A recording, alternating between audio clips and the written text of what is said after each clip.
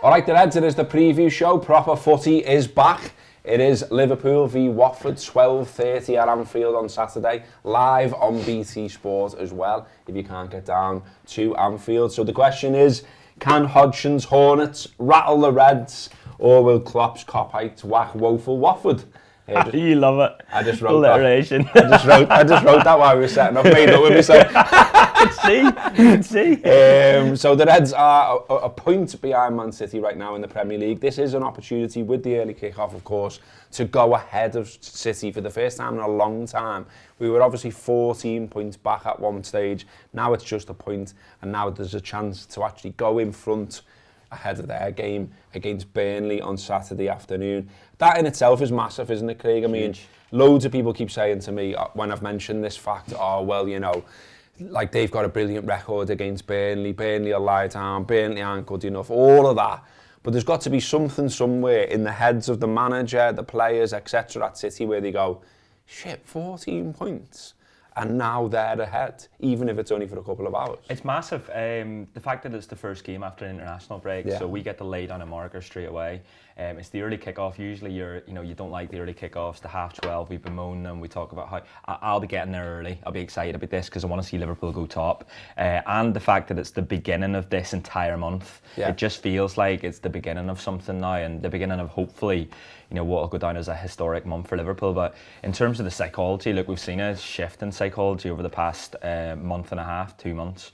City dropping points at different times. The likes of them dropping points at Spurs after we've won a difficult game and things like that. You can just sort of see the movement and the momentum and the pendulum swing towards Liverpool.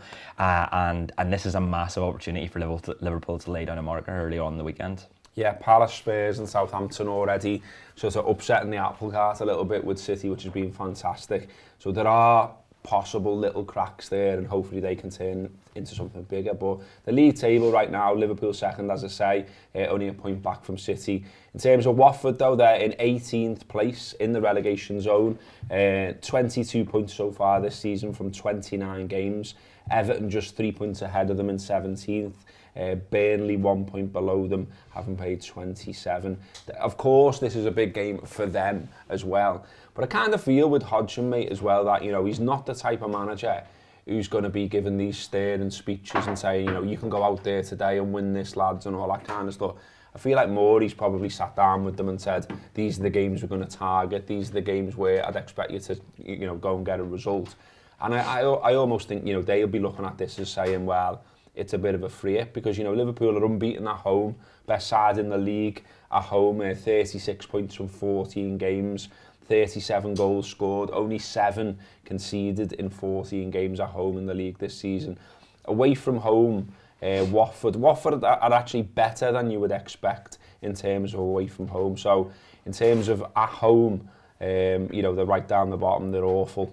7 points from 14 games, but away from home, they've actually got 15 points from 15 games, won 4, drawn 3, lost 8. Only scored 15 goals, though, in those 15 games. And you won't be surprised to know or find out as well, mate, that since Hodgson's taken over, under Ranieri, they had an average of 1.38 expected goals per game. Since Hodgson's came in, that's gone down to 0.92. I mean, they've kept a couple of clean sheets and stuff like that. They drew away to United. That's the thing I've been thinking about over the past 5 games. Under Hodgson, they've won twice, drawn twice, and lost the rest.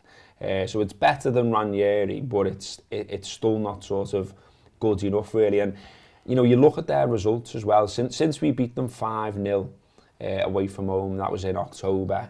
They've won 4 games since then. So they beat Everton 5-2, hilariously.